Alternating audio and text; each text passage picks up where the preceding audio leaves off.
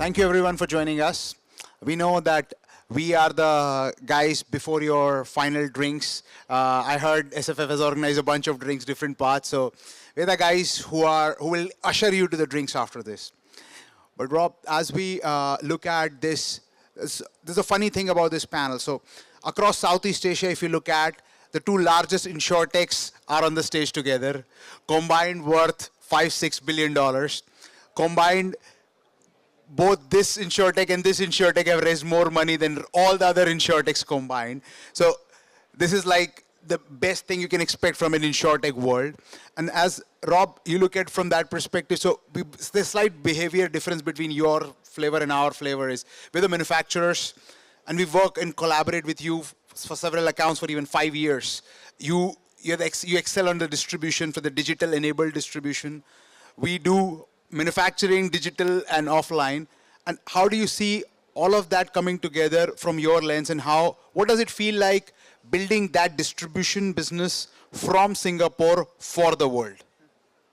Well, first of all, it is a real pleasure to get a chance to be with all of you today, and Varun with you, because as you just said, your organization is a big partner of our organization. And sometimes that surprises people when you think about two insurtechs working together, but in reality, it's actually our normal way of doing business. So if I recap a couple things that Varun said, number one, we've raised a lot of capital. Bolttech itself has raised the largest Series A in the history of the world for an insurtech, followed by the largest Series B in the history of the world for an insurtech. And what's maybe most interesting isn't how much we've raised, but who we've raised it with. And something that Varun and I have in common is, for example, here in Singapore, the Economic Development Board investment that we have. So EDBI, thank you, a great partner. But so therefore, it's not just about how much capital, it's who you're partners with and what they can do. So it's great that we can be partners from a business perspective. It's also great when our investors are our partners in helping us to succeed. So at Bolttech, EDBI is an investor. Leapfrog, the largest impact investor in the world, is our investor. Khazanah out of Malaysia. These are really important examples of who the investors are because they can help us succeed as part of an ecosystem partnership. They can help us to identify opportunities for commercial relationships. And then we have to, I think the way we've been so successful is we have to have a mindset of cooperation, maybe coopetition, and this concept of big ecosystem open-mindedness. And I think that's what is so neat about us together. Together here in Singapore, for you, for example, 1 out of every 5 households in this country has a helper. And together, we are providing protection solutions for those helpers. Bolttech's distribution and the wonderful power of Sing Life and the balance sheet, the risk-taking capability that you have. So to me, it's a mindset. It's about collaboration, coopetition if necessary, and really in the end, just a mindset of helping one another do the right thing for the customer. Absolutely. It goes back to our belief in open architecture, which is something which you also emphasize a lot on, because we believe that the customer should have choices, the channels should have choices, and which is where like they would want diversity from that perspective. And that's something which we have always looked at. So one thing which I've been always looking at the whole embedded finance play from that perspective is a majority of the products have been GI based, which are annually renewable flavors from that perspective. And we do a fair bit of that. But the fact remains that globally, if you look at in the retail side, commercial separate, in the retail side, a larger value pools are on the life and health. But not as much dollar or those kind of things have achieved in your kind of world. How do you look at that? GI will happen what will happen, but what about life and health? Where do you see you play in the life and health space? We think of this as sort of a journey. The nature of the beast is that the first transaction that someone might do with us might be perhaps protecting your cell phone. That's the first transaction, but that's not our end destination. It's sort of one of the steps along the journey. And you might be able to, for example, protect your cell phone, and your next question might be, maybe I want to protect all of my home electronics because they have a similar characteristics. And oh, by the way, if I turn my roaming on my cell phone, I know that I'm traveling, so maybe I can protect the travel. Or oh, by the way I'm likely to get hacked is through one of these electronic devices, so perhaps it's a personal cyber protection. All of these things are actually part of a journey. The truth of the matter is, neither you nor we know the exact path that journey will take. And so what we're trying to do is create a set of capabilities that create the flexibility for a customer to be able to jump through the journey the way that they want to. I do agree that it might be wonderful to be able to provide a life product or maybe a more complex health product through our capabilities, but we can't force that. It has to be, how can we make sure that we have a tailored, affordable, accessible, and a convenient product at the exact point that the customer wants it. And in every country here in Southeast Asia, or even we operate in Europe and we operate in North America, it depends on where the customer wants that, not where we want to push it. And so our goal is to make sure that we can create those capabilities, but our humility has to be in recognizing that the customer journey will be different everywhere. And it doesn't matter if we want to sell something that is more valuable for us. The question is, what's most valuable in the eyes of the customer?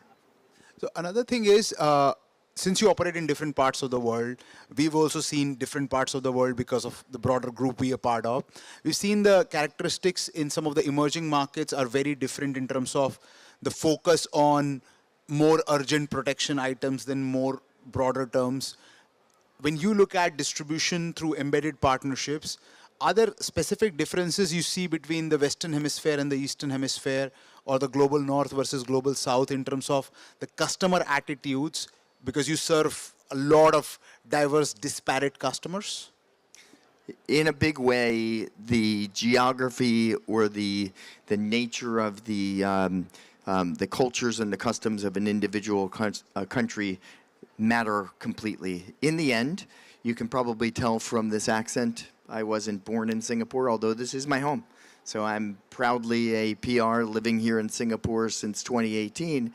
But the truth of the matter is I live here because it's so difficult to assess how to make things work in Southeast Asia from North America, or in Europe from Southeast Asia. And so it's super important for us to have a team that actually is stationed in all of these places where we're trying to solve, because the truth of the matter is, as you were just indicating, the answer in Europe is different than the answer in Asia. But don't mistake yourself to think that the answer in Asia is the same in every country in Asia. Singapore is hugely different from many of the other countries here, even in Southeast Asia. And so therefore, living here, breathing it, living it, thinking about it every day, interacting with partners like you in this space is the real path for us to be able to understand. But if you say, hey, are the needs and are the priorities different? They're night and day different. The challenge for us is to look at it from the customer's lens into us, not from our lens out to the customer. Very interesting. And if I were to bring like one very Southeast Asian flavor, what has happened is a lot of distribution platforms, at least in the region, have started to buy manufacturing licenses. We saw that happen in the Europe, and some of those companies who started this and then stepped back from doing that from their home markets itself. Some of them tried to do in the US, and at least on the current P&L, there are questionable views whether what works. So when there is this conundrum between distribution-led players, see, manufacturers will always do distribution themselves and through partners. But when distributor-led players, in some markets you're doing manufacturing today, and not all people may not know, right? Specifically for some of the Western markets, you do manufacturing. So what's your decision framework process in terms of which markets and which products would you have, let's say, private label, and which ones which will be you pure distribution? Because as a manufacturer, sometimes this nervousness that I'm partnering with this, they will learn about it enough and they will launch their private label, take the top end of the customer pool, and I'll be left with the bottom 40 from that. So how does that work, and how do you explain that to your manufacturers because when you're doing manufacturing, you still do distribution. So how do you manage that conflict in a sense? I love this question. The very first thing I'll say to all of you, and I'll say to you as my partner, is don't fear Boltech. We are here to enable you. We're here to be a partner of you. We are not here to be your great competitor and your great disruptor. It's very much a mindset. I'll start by saying this to you. We are an Insurtech that seeks to be a balance sheet light Insurtech. I came, before doing my role at Boltech, I came from AIG. I spent a 12-year tour of duty with a balance sheet. I do not want to pretend that that is anywhere on the path for the aspiration of Boltech. It is not. What I really want us to do is be a distribution-focused enabler who can work with the balance sheet players. The truth of the matter is that in reality, we are not all born with lots of friends. So as a baby, Boltech, we're only 4.5 years old. At the very beginning, we had no friends. None of you liked us. Today, I hope you like us. We have it for 4.5 years. We were the first ones in Singapore, so. We love you. When you start without having a lot of friends, sometimes you have to do some things yourself. And so we've had some balance sheet capability because we needed to, out of necessity. And over time, as we have welcomed investors into the Boltech fold, we have been willing to sell off balance sheet risk-taking businesses so that we can continue to narrow our focus more and more toward the distribution business and less from the risk-taking business. Because there are great risk-takers in the audience and you who are just better underwriters than we want to be or that we today have any aspiration to be. In general, what I say is sometimes we're a risk taker when we have to be because no one yet has gotten their mind around the new idea that we're bringing to the market. And so sometimes we have to show you.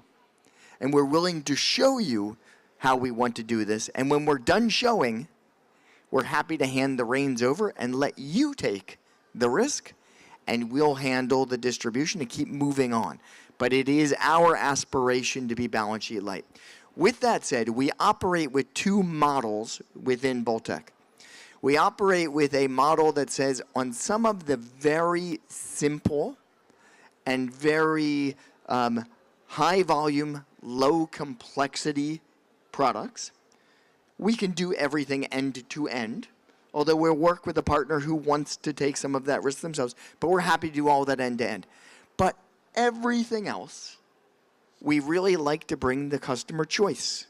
And when we're bringing choice, we should choose from the balance sheet experts who are most capable. And in many cases, for example, it's specifically you. So we don't want to be one of the choices when we're offering choice. When we offer choice, it should be you or someone else. When it's a simple product where it's the intro product into the marketplace, we're happy to do that ourselves to get the very first distribution relationship that people can rely on. I hope that makes sense. Absolutely fantastic. It makes absolute sense. Now this is a more complex one.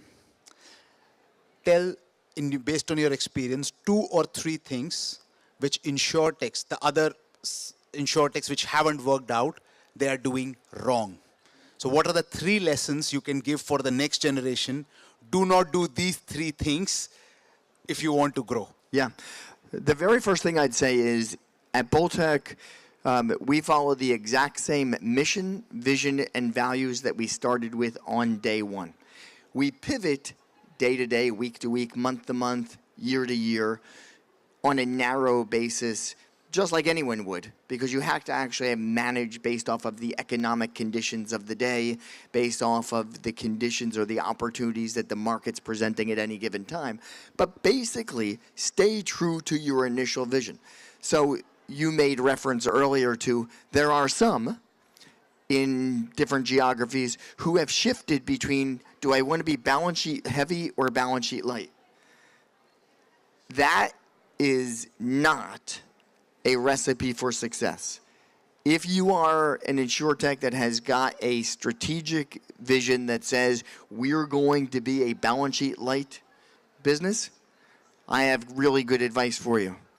Let the experts take the balance sheet risk, and you stick to your knitting, which is what we've done. And so we know we could grow faster, maybe be more attractive in terms of the volume of revenue that we have if we were willing to write risk where we were taking it on our own balance sheet. But that's your expertise. That's not mine.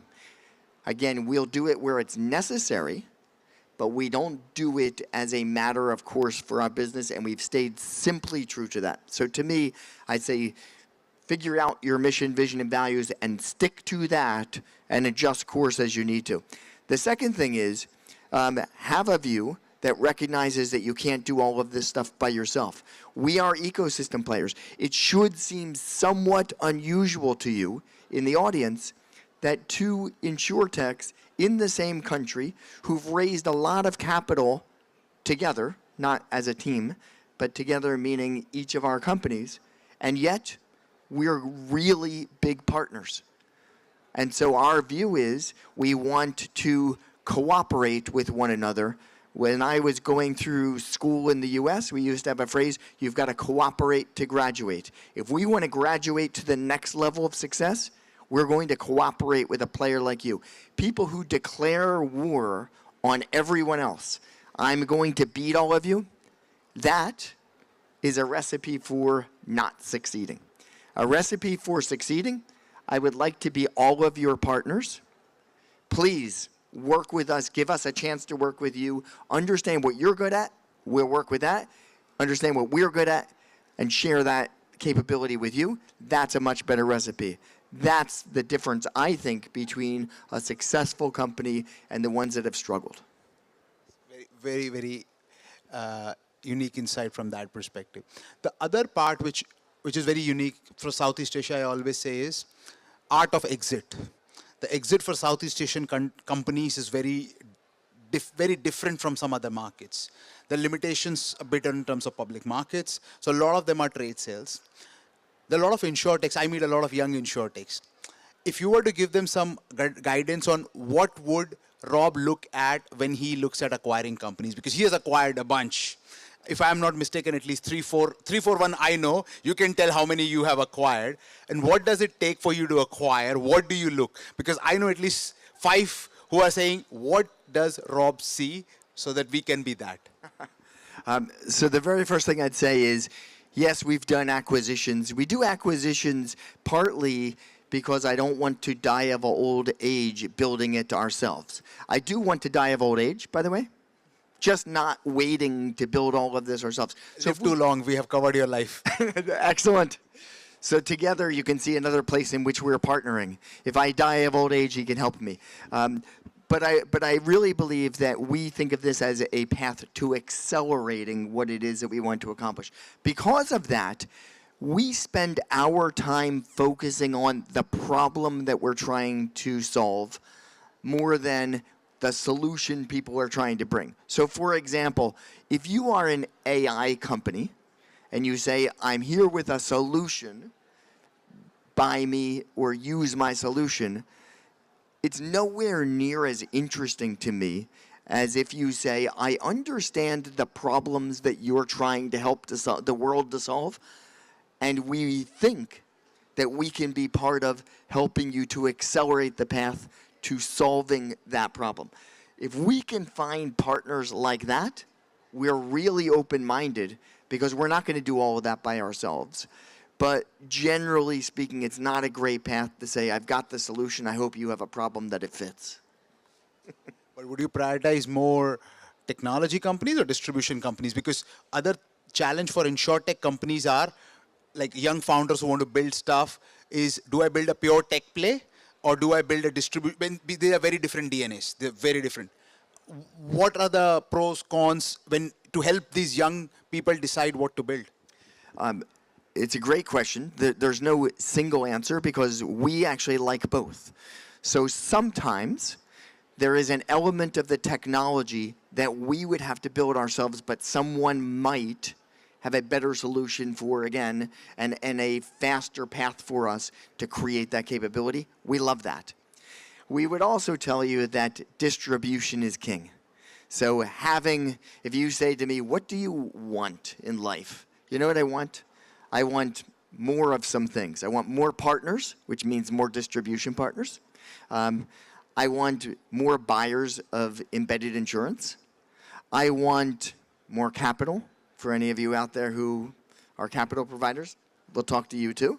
We want more and more and more, but we also want more solutions to the challenges that we're facing with trying to figure out how to better serve a customer. And so it's not one or the other. It could be technology, it could be distribution. The truth of the matter is, it's going to be really rare if someone comes to us with great distribution partners but no technology. So in all likelihood, you had a great technology capability or idea, and somehow you were able to find a connection with a distribution partner that's super interesting to us. So that's the way we think about it. But we're not trying to boil the ocean and be everything to everyone.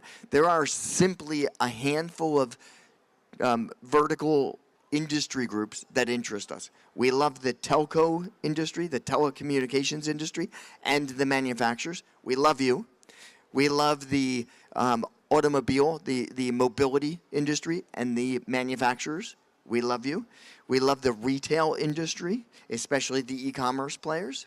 And we love the real estate industry because one of the products that we frequently are selling is renters insurance, homeowners insurance, et cetera. So these are the industries we're interested in. We're not trying to do everything.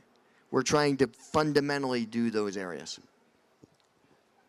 And when we look at that perspective, would it be fun if you can walk through one acquisition? Pick any of those and tell them that, okay, we did this company for this reason, and this was what we liked in that asset. Pick from something from the past so that it's not so sensitive one. That's okay. I'll take the last acquisition we did. We finished raising the largest Series B fundraising round in the history of the world for an Insurtech in 2023. And also in 2023, we bought a business out of Poland in Europe called Digital Care. We are thrilled with that acquisition. That company focuses on the protection of handset devices, the cell phone. And they have a really great team with really good technological capabilities, some of which we've thought of, but we hadn't been able to build yet ourselves. But they also came with some amazing distribution relationships. So we got all of those things. We didn't just get tech, but we got some tech that we don't have ourselves today and that we didn't want to build.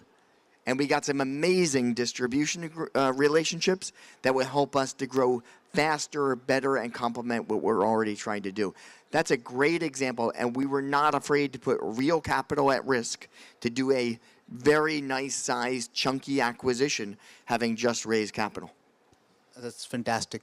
I'll just summarize it for everyone. So what we've discussed and learned is the real power is for manufacturers and distributors to collaborate and create real value for people. And that's one key part. For the young founders who are building assets, whose view is that I'll build something for a trade sale, focus on being rock star at what you're doing. If you're building pure tech, be rock star on that. If you're building distribution, use tech, relationships, whatever, but just be in class. You need to get your straight A's to be able to that, because there's enough options for acquirers. We acquired companies. We were acquired. He has acquired companies. There is a lot of traffic and competition. Get your straight A's, whether it's technology, distribution, culture, and mission, and then hopefully you would be on the stage next. Thank you so much. Thank you, everyone. Thanks, Rob. Thank you.